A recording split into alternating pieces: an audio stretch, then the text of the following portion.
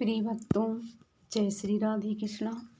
आज हम गीता प्रेस गोरखपुर कल्याण से प्रकाशित श्री राधा वल्लभ अंक से श्री राधा कृष्ण अष्टमी के अवसर पर श्री राधा जी श्री कृष्णचंद्र जी का मिलन कैसे हुआ था और उनका विवाह, आज हम इसको सुनाएंगे।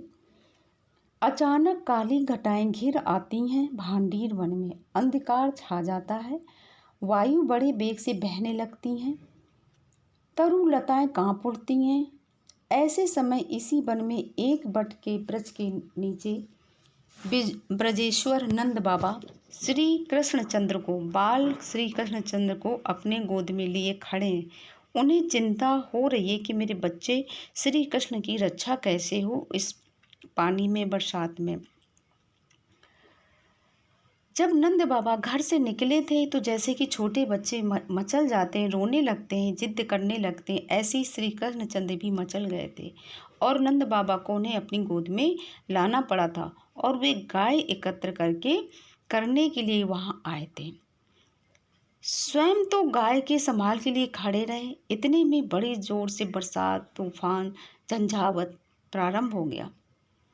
अब नंद बाबा को लगे कि मैं गाय संभालूं या बच्चे को देखूं, क्या करूं, और मन ही मन वे भगवान नारायण का स्मरण करने लगते हैं।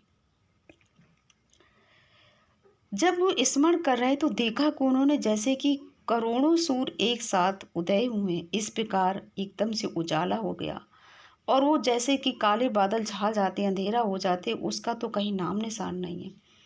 नंद राय ने जब अपनी आंखें खोली तो देखते हैं कि सामने एक छोटी सी बालिका खड़ी है। अरे, ये तो वृषभान कुमारी है। नंद बाबा जी पहचानते थे राधा जी को। बोले कि अरे बेटा, तुम यहाँ इस समय घने जंगल में कैसे आई? ब्रजेश्वर ने अचकचाकर कहा, किंतु दूसरी क्षण उनके हृदय में एक दिव्य ज्ञान उदय होने लगा और वे मौन होकर उस छोटी सी बच्ची यानी राधा जी को देखने लगते हैं। वो इतनी सुंदर, करोड़ों चंद्रमा जैसे एक साथ उदय हो, उस तरह से उनका चेहरा झिलमिला रहा था। उन्होंने नीले वस्त्र यानी कि नीले रंग की साड़ी पहने रखी हुई है और बहुत ही सुंदर छोटी सी बच्ची लग रही है। नंद बाबा को गर्ग जी की बातें याद हो आईं। पुत्र के नामकरण संस्कार से पूर्व गर्ग ने एकांत में ब्रजभानु पुत्री की महिमा और श्री राधा तत्व की बात बतलाई थी, पर उस समय तो नंदनाय सुन रहे थे और साथ ही साथ भूलते जा रहे थे। पर इस समय उन सबकी एकदम से उन्हें याद आ गई। अब ये सबका रहस्य सामने आ गया। अंजलि बांधकर नंद बाबा ने श्री राधा को प्रणाम किया। बोले, देवी, मैं जान गया तुम पुरुषोत्तम श्री हरि की प्राण प्रिया हो और मेरी गोद में तुम्हारे प्राणनाथ स्वयं पुरुषोत्तम हरि विराजित हैं। लो देवी, लो, जाओ अपने प्राणेश्वर को साथ ले जाओ, किंतु वृंदावन में बहुत ही घटाएं छा रही हैं, आप इनकी रक्षा करो, घर ले जाओ। किंतु नंद बाबा कुछ रुक कर और अपने गोद में ले हुए श्री बालकृष्ण को देखने लगे और बोले, श्री राधा जी से बोले, हे देवी, मैं जानता हूँ कि ये भगवान हरि के अवतार हैं और आप उनकी प्राण बल्लभा हो, लेकिन है तो ये मेरा पुत्र ही ना। आप ये मेरा पुत्र श्री कृष्ण मुझे लौटा जरूर दीजिएगा। और इतना कह करके उन्होंने बाल कृष्ण को राधा जी के हस्त कमलों पर रख दिया। श्री राधा कृष्णचंद्र को गोद में लिए गहन वन में प्रविष्ट हो गई। वृंदावन की भूमि पर गोलोक का दिव्य रास मंडल प्रकट होता है। श्री राधा नंद पुत्र को लिए उसी मंडप में चली जाती हैं। सहसा नंद पुत्र श्री राधा की गोद से अंतर्हित यानी कि अंतर्ध्यान हो जाते हैं। अब राधा जी सोचती हैं कि नंद राय ने जिस बालक को सौंपा था वो कहाँ चला गया। किंतु इतने में गोलोक बिहारी किशोर मूर्ति यानी कि अब वो 16 वर्ष के हो गए श्री कृष्णचंद्र सामने दिख पड़ते हैं। अपने प्रीतम को देखकर वृषभानु नंदिनी का हृदय भर आता है। वो प्रेमावश से विह्वल हो जाते हैं। श्री कृष्ण कहने लगते हैं, प्रिय, गोलोक की बातें भूल गई ना? अभी विस्मरण है, मुझे भी भूल गई क्या? मैं तो तुम्हें नहीं भूला हूँ, तुम्हें भूल जाऊं ये मेरे लिए असंभव है। हे मेरी प्राणाधिक राधिका, तुमसे अधिक प्रिय मेरे लिए कुछ भी नहीं है।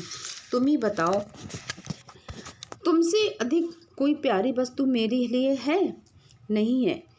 मेरे जीवन की समस्त एकमात्र राधिका तुम ही हो। तुम मैं हूँ, मैं तुम हो। हम लोग दो हैं ही नहीं हैं। हम एक ही शरीर के दो भाग हैं। ये ध्रुव सत्य है, हम दोनों में भेद है ही नहीं। जैसे अग्नि में अगर दाहिका शक्ति होती है, पृथ्वी में गंध होता है, दूध में सफ़ेदी होती है, उसी तरह से हम लोग हैं। और अगर यदि तुम न हो तो मैं सृष्टि रचना नहीं कर सकता। इस तरह से उन्होंने राधा जी की महिमा का वर्णन किया। और श्री कृष्ण भगवान कहते, सुनो, जिस समय किसी के मुख से केवल राग सुन लेता हूँ, उस समय आनंद में भरकर अपने कोष की बहुमूल्य संपत्ति, मेरी भक्ति, मेरा प्रेम मैं उसे दे देता हूँ। फिर भी मन में भयभीत रहता हूँ कि मैं तो इसकी वंचना कर रहा हूँ। उच्चारण का नाम था। जब धा यानी मेरी प्रिया का नाम लेता है कोई, तो मैं उस राधा नाम के पीछे पीछे चल पड़ता हूँ। हे राधिके, इस प्रकार राधानाथ ने अपनी प्रिया की प्रेम की वंदना की। श्री राधा चरणांत दर्शन का वर प्राप्त किया था। उसी वर की पूर्ति के लिए राधानाथ की मनोहारिणी लीला में छोटा सा अभिनय करने के लिए योग माया प्रेरित होकर ठीक समय पर आई।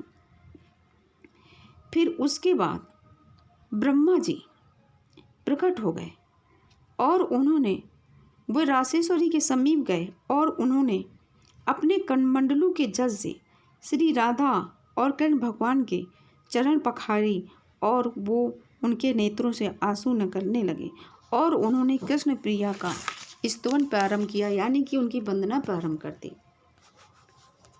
श्री राधा एवं राधानाथ को प्रणाम कर दोनों बीच में विधाता अग्नि प्रज्वलित करते हैं और अग्नि में विधिवत हवन करते हैं।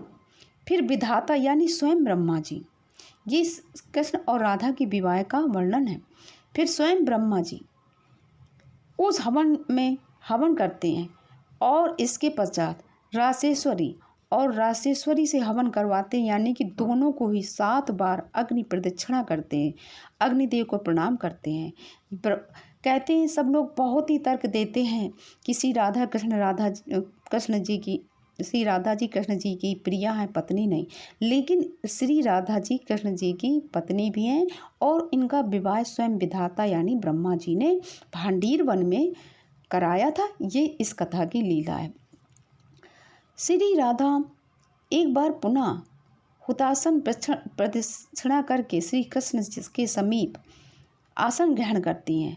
ब्रह्मा श्री कृष्ण चंद्र को श्री राधिका का पाणी ग्रहण करने के लिए कहते हैं तथा स्वयं श्री कृष्ण चंद्र राधा हस्तकमल को अपने हस्तकमल पर धारण करते हैं। हस्त ग्रहण होने पर श्री कृष्ण चंद्र जी ने 7 वैदिक मंत्रों को पाठ किया, जो हम लोग भी विवाह के समय सप्तपदी वचन बोलते हैं। इसके पश्चात श्री राधा अपना हस्तकमल श्री कृष्ण के वक्ष स्थल पर एवं श्री कृष्ण अपना हस्तपद श्री राधा के पृष्ठ देश पर रखते हैं तथा श्री राधा मंत्र का समूह पाठ करती हैं। इस तरह से श्री कृष्णचंद्र जी राधा जी को दिव्य परजात कुसुम माला पहनाते हैं और राधा जी भी मनोहर वरमाला श्री कृष्णचंद्र के गले में डालती हैं। ये स्वयं ब्रह्मा जी ने उन दोनों को विवाह वैदिक मंत्रों द्वारा करवाया। इसके अनंतर श्री राधा जी श्री कृष्णचंद्र को प्रणाम करती हैं। जैसे पिता विधाता विधिवत अपनी कन्यादान करता है, वैसे ही सारी पिता की भूमिका स्वयं ब्रह्मा जी ने निभाई और ब्रह्मा जी ने कृष्ण जी का और राधा जी का भांडीर वन में विवाह करवाया। ये बात बिल्कुल सत्य है। इस प्रकार विश्व भानु नंदिनी और नंद नंदन की विवाह लीला संपन्न हो गई। भंडीर वन के उन निकंजों में रस तरंगणी बह चली रासेश्वरी साधा श्री कृष्ण दोनों ही आनंद विभोर होकर बह चले।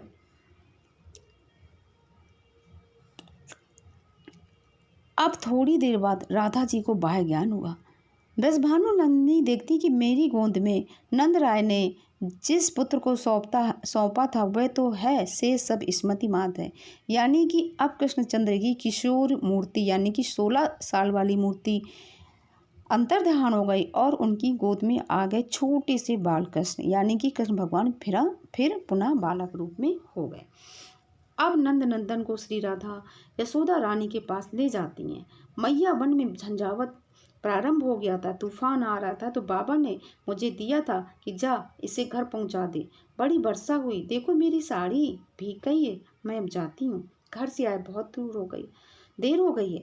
मेरी मैया चिंतित हो गई, श्री कृष्ण को संभाल लो। ये कहकर ब्रजभानु नंदिनी राधा जी श्री कृष्णचंद्र को यशोदा रानी की गोद में रख दिया और स्वयं बरसाने की तरफ चल पड़ने लगी तो यशोदा रानी ने देखा कि इनकी साड़ी तो पूरी गीली है। उन्होंने कहा, मैं तुम्हें दूसरी साड़ी पहना दूं। उन्होंने पहली बार राधा जी को देखा था, उन्होंने देखा कीर्तिदा की पुत्री इतनी सुंदर है। मैया इस सौंदर्य प्रतिमा की ओर देखती रह गई और देखते देखते उपवन के लता जाल में छिपी। यानी कि उन्होंने राधा जी को यशोदा मैया ने देखा तो वो एकदम से विस्मृत सी हो गई और इतना सुंदर रूप, इतनी सुंदर सी कन्या। वहाँ भांडीर वन में ब्रजेश्वर नंद को इतनी स्मृति है कि वर्षा का ढंग हो रहा था। भानु कुमारी के साथ मैंने पुत्री को घर भेज दिया। अब भगवान ने अपनी माया फैलाई और नंद बाबा ये बात भूल गए कि वो रासेश्वरी यानी राधा जी मिली थी। बस उनको बस इतनी याद रही कि बस मैंने राधा जी को एक अपना बालक वर्षा से बचाने के लिए दिया है। ऐसी हमारे कृष्ण भगवान और राधा जी की लीला है। जय श्री राधा।